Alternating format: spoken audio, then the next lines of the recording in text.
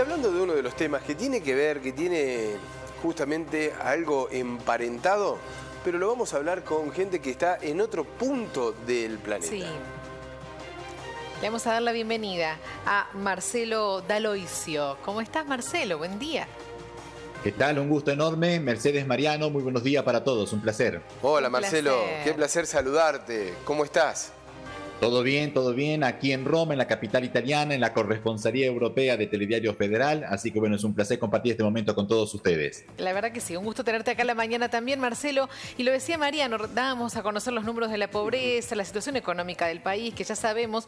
Y esto también se ve en que cada vez más argentinos deciden ir a España a vivir, Marcelo. Sí, por ejemplo, y esto España, recuerda, ¿no? Por ejemplo, España, Sí. entre tantos otros lugares. Pero esto recuerda lo que pasó en la crisis del 2001. Bueno, los números, algo similar. Los números son parecidos. ¿Es así, Marcelo?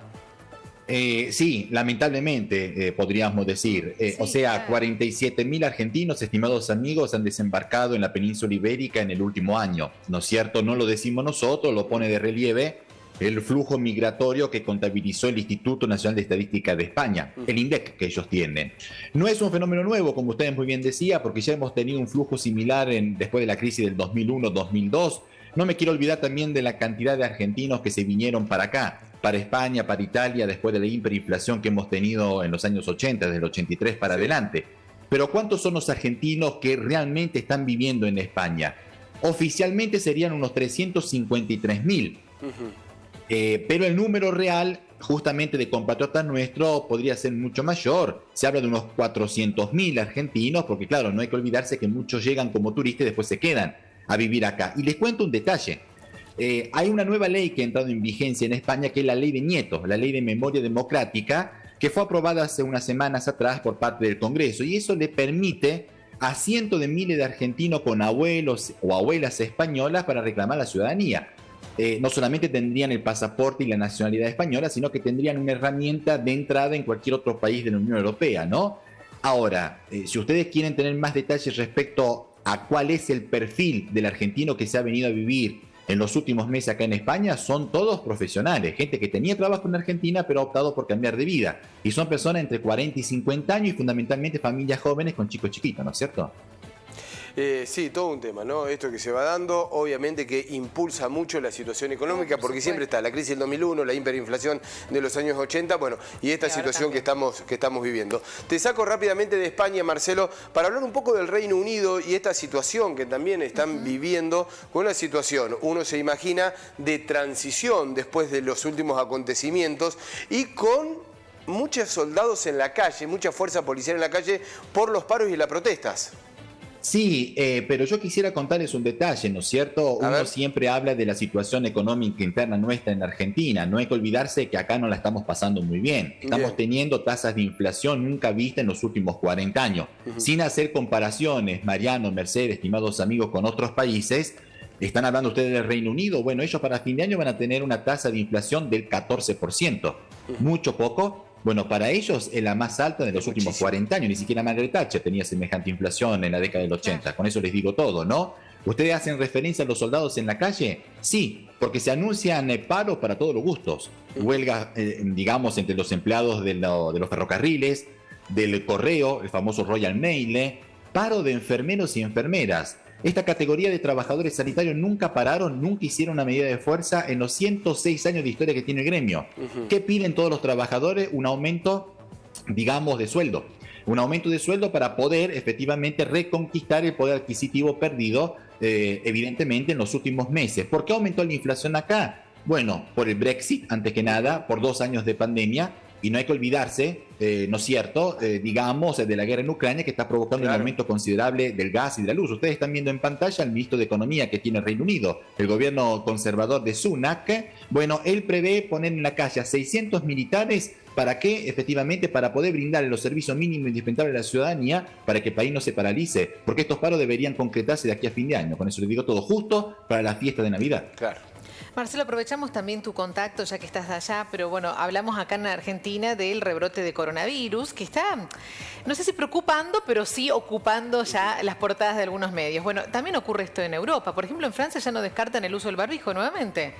Absolutamente, Mercedes. Yo lo escuchaba el ministro de Sanidad francesa, François Braun, el cual advirtió que no le va a temblar el pulso, no le va a temblar la mano, dijo él textualmente, claro, si tiene que volver a imponer el uso obligatorio del barbijo, sobre todo en los lugares cerrados, ante, digamos, el aumento de los casos de COVID. Sin embargo, él aseguró, digamos, que prefiere no recurrir a la coerción, ¿no es cierto? Pidió responsabilidad a sus compatriotas, que la gente use el barbijo en los lugares cerrados, que la gente se vacune. Porque yo recuerdo que tanto en Francia como acá en Italia y en España, ya te podés poner la cuarta dosis de la vacuna anti-COVID si tenés 65 años, por lo menos 65 años, salvo que no haya una persona con problemas de salud, ¿no es cierto? Así que bueno, veremos, ¿hubo o no hubo aumento de casos positivos de COVID? ¿Se justifica una imposición obligatoria del uso del barbijo en los lugares cerrados? Y sí. Sí, porque fíjense en ustedes, ahora en Francia, como acá en el resto de Europa, en Italia, en España, y creo que también ustedes en Argentina, se contabilizan los casos de COVID una vez por semana. Y al 3 de diciembre hubo 53.000 nuevos casos de coronavirus en la sola Francia, lo que supone un aumento del 10%. Y lo peor de todo es que nosotros nos estamos acercando al invierno, donde la gente está más encerrada. Y le cuento una curiosidad. Dicen por aquí que hay muchísima preocupación porque podrían mezclarse 3 epidemias para fin de año. El COVID-19, ¿no es cierto? La gripe, que dicen que es mucho más agresiva ahora porque la gente no usa barbijo, y después no hay que olvidarse la bronquiolitis, que afecta fundamentalmente a los chiquitos con menos de 2 años de edad. Así que crucemos los dedos y esperemos que la gente sea responsable en el uso del barbijo y que se vacunen, porque tenemos las herramientas a disposición para no pasar dolores de cabeza, ¿no es cierto? Es la misma recomendación que se hace desde aquí, Marcelo, en ese sentido, ¿no? La ministra de Salud, Bisotti, de Argentina, la vacunación y la utilización del barbijo como para estar conteniendo el aumento de casos. Marcelo, te hago simplemente una pregunta. Estamos en el medio de un clima mundialista. Italia, que lo mira de una manera muy particular. Me imagino los italianos, que son muy futboleros, tanto como nosotros, y en ese mismo sentido, pero Europa en general, ¿no? Viendo lo que puede llegar a pasar con España, afuera la potencia que es Alemania, ¿cómo se vive por allí?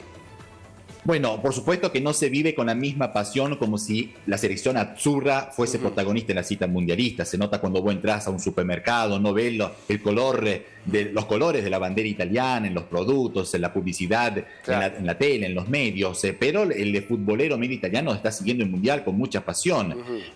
Claro, más de un amigo televidente podrá preguntarse, ¿y a quién le hará el aguante el italiano medio? ¿A quién le hará la barra? ¿A los equipos europeos, a las selecciones sudamericanas, a los países africanos? Bueno, a ver, ya estamos casi para comenzar los cuartos de final. Le respondo a esta pregunta, a esta curiosidad, con una encuesta que ha hecho la Gazzetta dello Sport, del diario más importante que tenemos a nivel deportivo acá en Italia. Más del 40% de los italianos apoya a la selección argentina. Después viene Francia y con el 8% recién a Brasil, a pesar del espectáculo que la selección de Tite ha brindado ayer en la eliminación de Corea del Sur en los octavos de final. Así que bueno, los italianos apoyando a la selección de Scaloni. Bienvenido sea. Bienvenido, por supuesto. Bienvenido sea. Más que nos apoyan. Bueno, nosotros también. Bangladesh, Italia. Nosotros también con los italianos. Siempre tenemos allí un sentimiento de afecto. Marcelo, espero no ponerte en un compromiso, pero ¿por qué Países Bajos y ya no más Holanda? Sí, mucho más la misma pregunta. Explícanos un poquito, si es que podés, digamos, si es que lo tenés por allí. Bueno, sinceramente, digamos, es porque desde el punto de vista constitucional el país se llama Países Bajos, evidentemente. Holanda sería un sector, efectivamente, de este país donde reina Máxima Zorreguieta, ¿no? No quisiera estar en lugar de ella. Si le hará el aguante a la Argentina o Holanda. Ya dijo que es para Holanda. El corazón lo tendrá dividido el próximo día viernes, pero es una cuestión de terminología constitucional, absolutamente. Políticamente correcta, dijo, no voy a alentar a Holanda. Yo también haría lo mismo. Hay que ver por dentro qué piensa, pero no podía decir otra cosa. No podía decir otra cosa.